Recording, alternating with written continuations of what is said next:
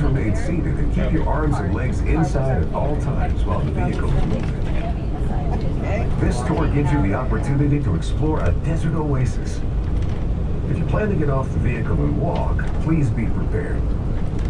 We recommend having plenty of water, sunscreen, sunglasses, and a hat. Also check the weather forecast. Storms, extreme heat, and other severe weather can arrive suddenly without warning. Do not hike alone. Always go with at least one other person. Watch your step. Remember that snakes and other wildlife are often camouflaged to blend in with the landscape. Thank you, and enjoy your tour.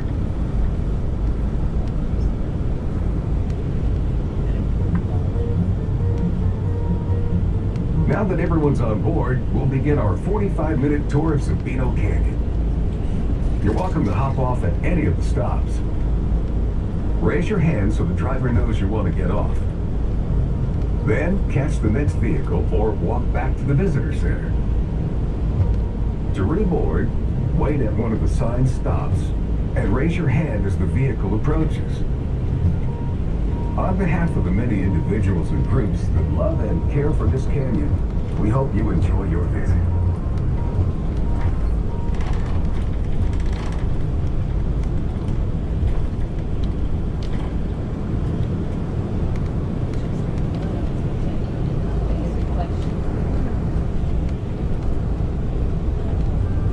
Water in the desert. It's what defines Sabino Canyon. Rainwater and snowmelt surging down from the Santa Catalina Mountains sculpted the canyon over millions of years. Heavy summer rains still swell Sabino Creek, scouring the creek bed. Depending on the time of year, it may be a swiftly flowing stream or a dry riverbed. Although water supply fluctuates, Sabino Canyon supports an incredible diversity of plants and wildlife, from lush woodlands along the creek to towering saguaro cacti on the dry upper slopes. This desert oasis may be tough and resilient, but as you see, any change in the environment affects every life form in the canyon and beyond.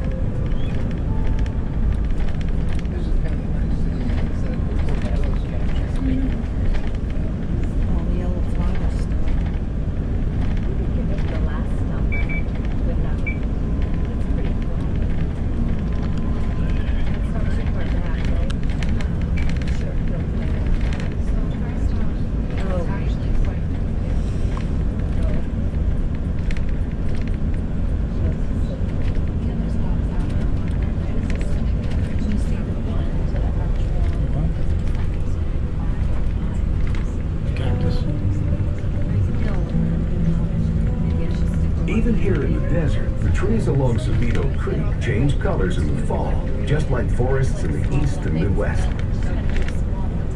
Every year, around Thanksgiving, cottonwood, willow, sycamore, and other deciduous trees display their autumn reds and golds before shedding their leaves. We call this narrow forest along the creek the riparian woodland. That means it's growing on the banks of a stream or river. The riparian woodland in Sabino Canyon is one of the best places to spot wildlife.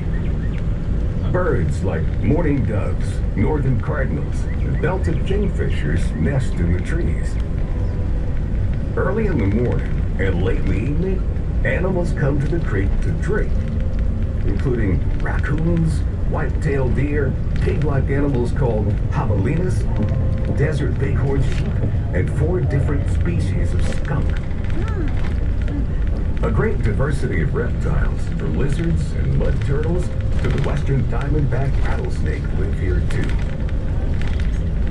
Even during the dry season, you can see pools of water in the creek bed. They're part of an aquatic community that includes horsetails and algae, along with garter snakes and frogs. Strangest of all, you might see tiny freshwater jellyfish in these pools. They're harmless to humans and undergo their juvenile phase of development, called the Medusa stage, in calm standing pools during the dry season.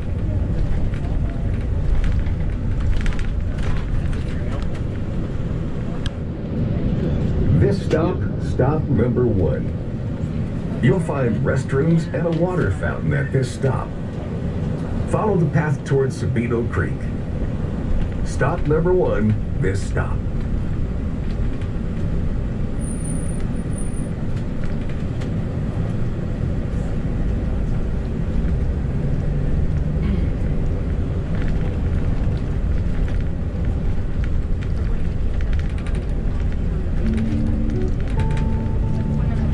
The trees with feathery leaves and rough bark are velvet mesquite. Some are infected with desert mistletoe, the plant that takes nutrients from the mesquite. Birds spread desert mistletoe by eating its berries and excreting them on other trees. From the creek bed up through mesquite and cacti to the highest rocky cliffs, Sabino Canyon is a mosaic of interconnected habitats. Every life form here depends on others to survive. Birds, insects, and bats help pollinate the saguaro cacti. Javelinas, coyotes, and foxes eat the saguaro fruit and spread its seeds. Some woodpeckers excavate nesting holes in the saguaro. Others reuse these abandoned holes, which also provide homes for insects, other birds, and small animals.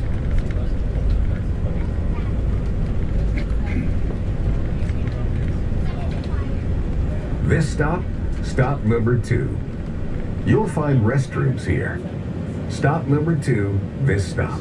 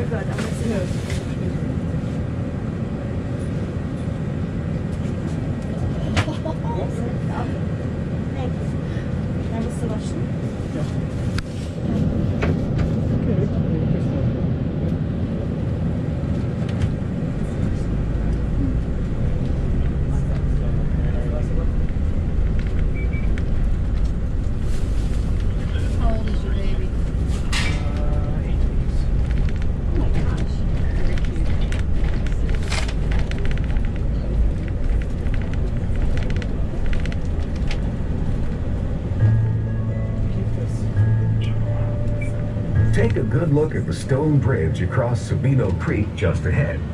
The official term for this structure isn't bridge, but a vented low-water crossing. Funny, it looks just like a bridge.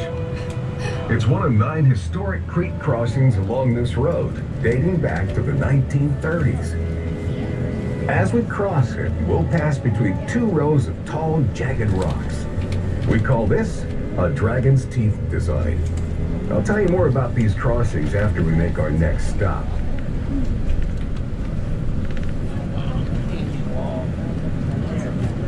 This stop?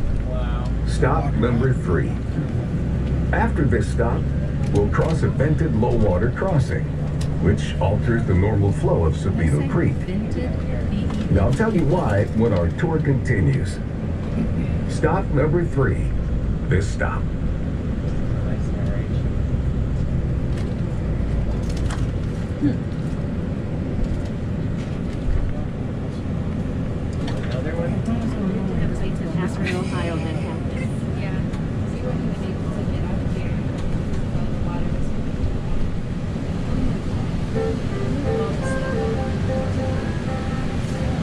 During the Great Depression, community leaders decided to build a dam on Sabino Creek and create a lake for boating, fishing, and swimming.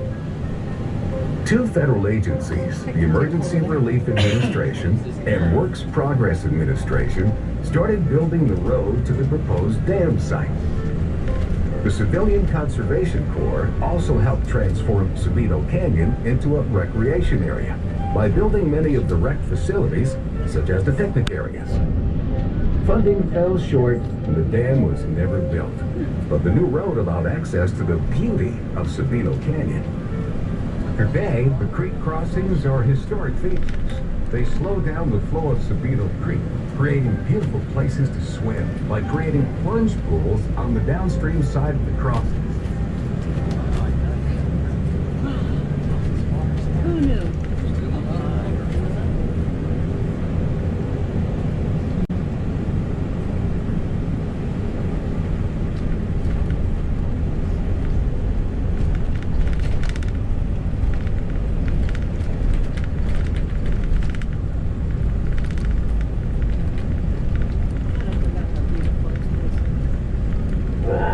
If you encounter a mountain lion, remember two things.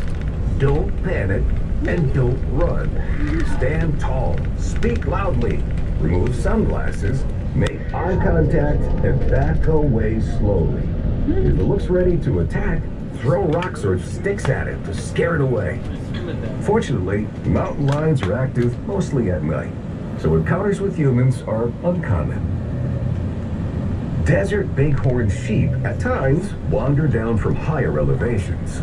There are species that have been recently reintroduced to the Santa Catalina Mountains. Surrounded by so much wilderness, it's unlikely you'll see many animals at all. Even the numerous smaller species have camouflaged to blend with the rocks and trees. But trust me, we are surrounded by wildlife. You might catch a glimpse of Gila woodpeckers or northern flickers digging nesting holes in saguaros. And every spring and fall, thousands of migratory species stop in Sabino Canyon for water and food. This stop number 4. You'll find a restroom here. And it's a good location to notice how the mesquite woodlands at this elevation transition into what is called the Palo Verde Mixed Cacti Biotic Community. Stop number 4, this stop.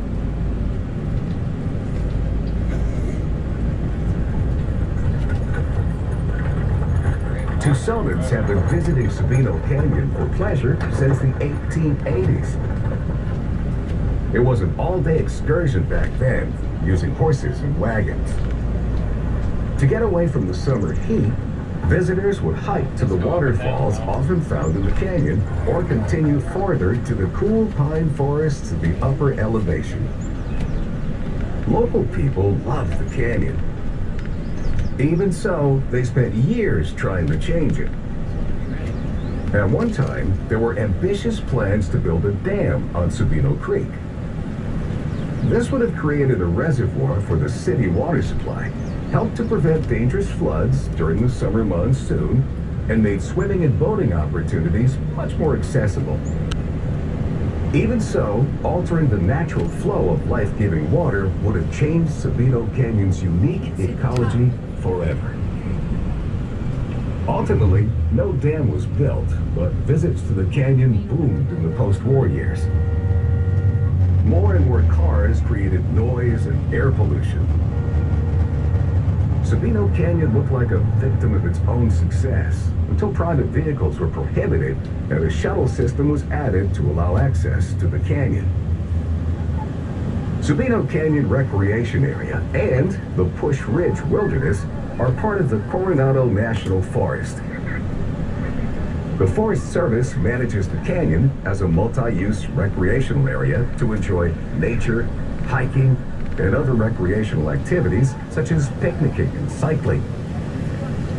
Management of this area involves conserving natural resources, such as the Gila chub and the Gila top minnow, two fish species that are at risk from habitat destruction and competition from non-native aquatic species.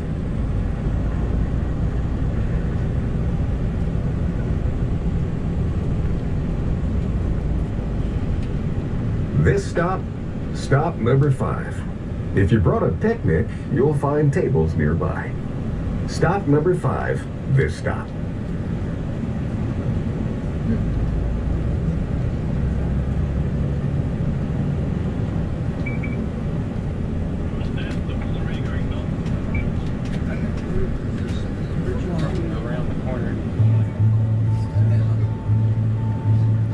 At the next crossing, you'll see a short sandy beach along the creek. When water flows are moderate, this is an ideal time to spread a towel in the shade of the trees. Wade into the cool water and enjoy the warm sun. Take along your sunscreen, plenty of water, and use caution walking along the creek bed.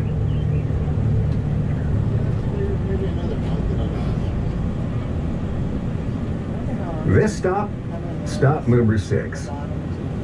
Hop off here to visit the beach and the unique riparian environments along Sabino Creek, an abundant woodland fed by a natural source of water in the desert. Stop number 6, this stop.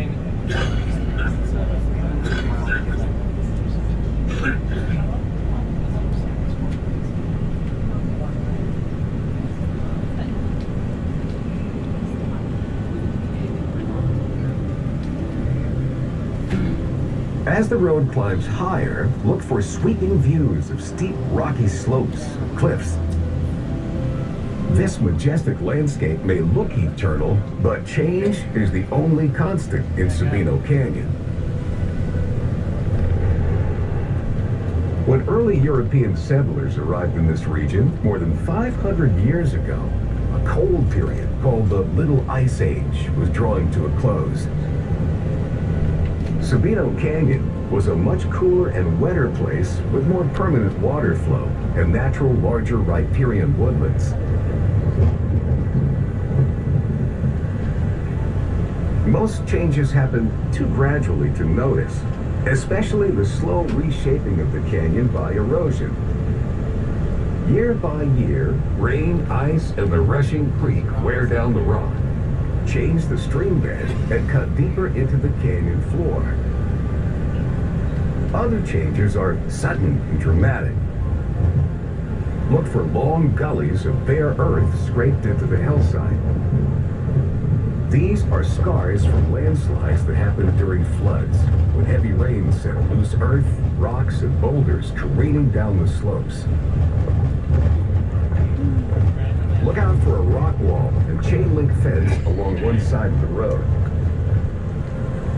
The Forest Service added the chain link fence to stabilize the cliffs after the flood of 2006, one of the most destructive natural events in recent history in Sabino Canyon. On the hillside, you may notice evidence of the 2003 Aspen Fire, the largest in recent times in the Santa Catalina Mountains. Huge boulders littered the canyon floor. Some of them fell from higher elevations during floods. A few may be evidence of the Sonoran earthquake, which occurred in 1887, with its epicenter in Bavispe, Mexico, about 20 miles or 32 kilometers south of the U.S.-Mexico border.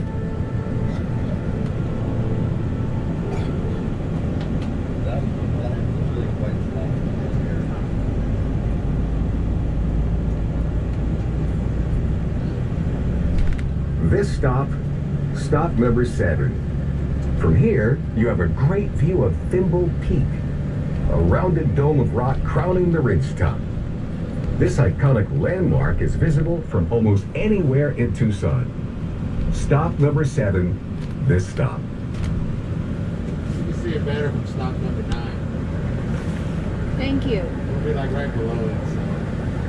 Surrounding the creek in this area are huge boulders with stripes and curving bands of white and gray.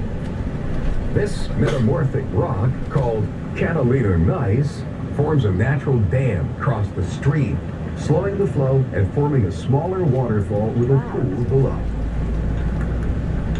If you walk toward Anderson's Dam, you might notice cup-shaped holes worn into the gneiss. These pits were used as mortars by Native American peoples who lived in this region, including Sabino Canyon.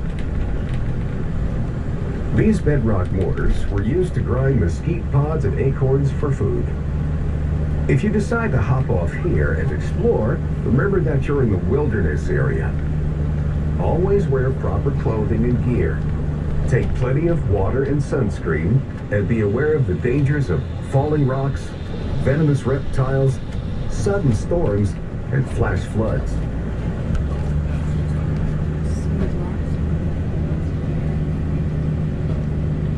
I'm gonna get up. This stop number 8. You'll find restrooms and drinking water here, and Anderson Dam is a short walk.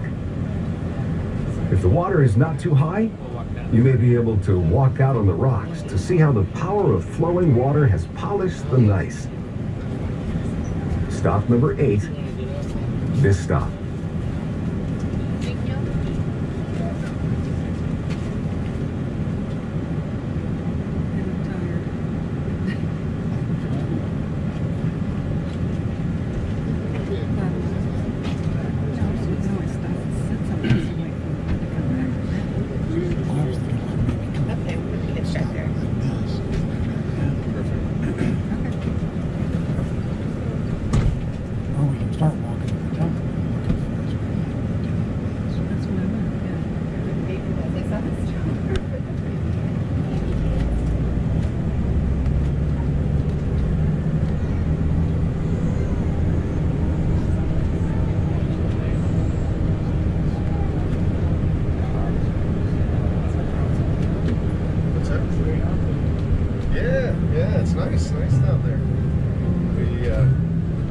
Look for exposed rock along the sides of the road ahead.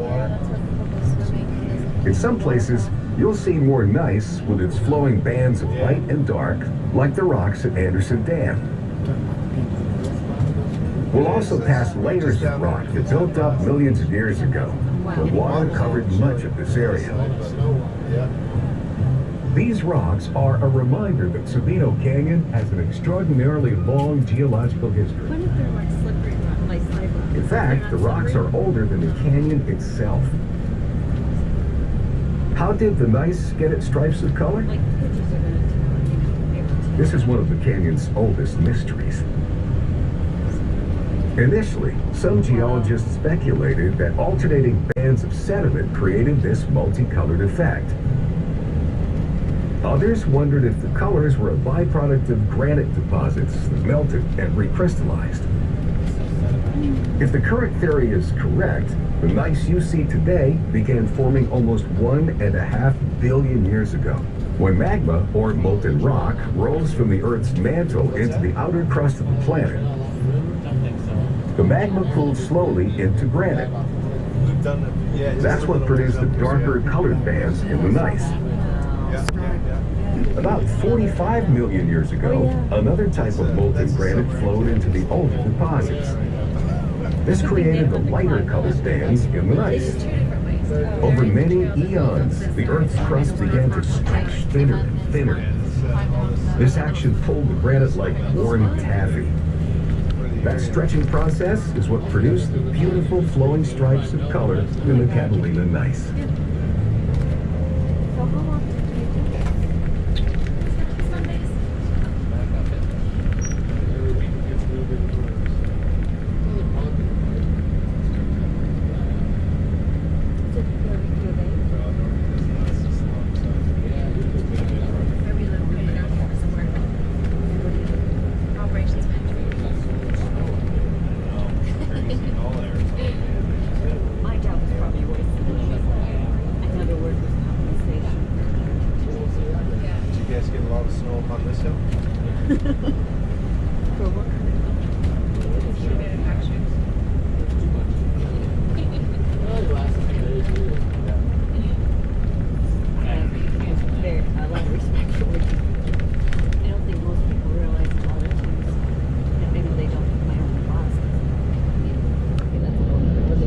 This stop number 9. This is the end of the road.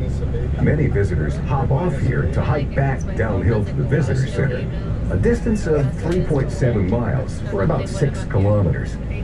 This is also your stop for hiking into the upper part of the canyon. One of the most beautiful hikes is along the 4-mile or 6-kilometer trail to Hutch's Pool, a popular backpacking destination. After a recent raid event, you may take a cool dip in the water and enjoy spectacular views of Sabino Canyon. Stop number 9, this stop. In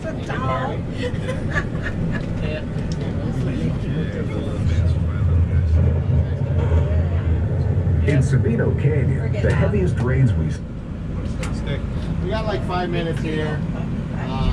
runs every half hour if you want to stay up here. And then the last one is at 5 o'clock. Thank you, thank you. So we have 5 minutes here? Yeah. Yeah, we got about 5 minutes here. He's 8 weeks old. We like to jump off. Thank you. Thank you.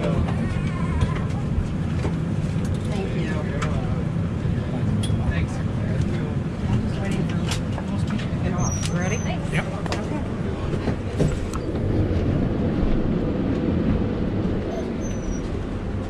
Please stop here for 5 minutes. Okay.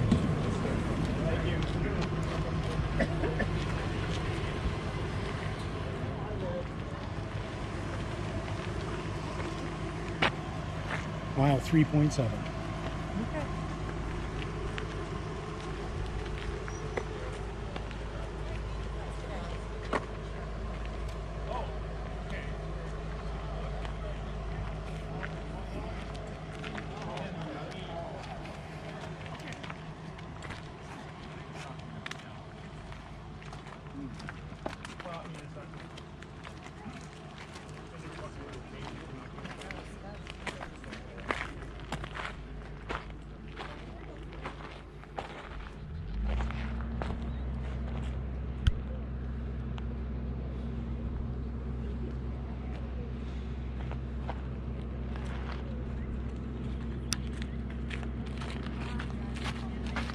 I got one or two videos on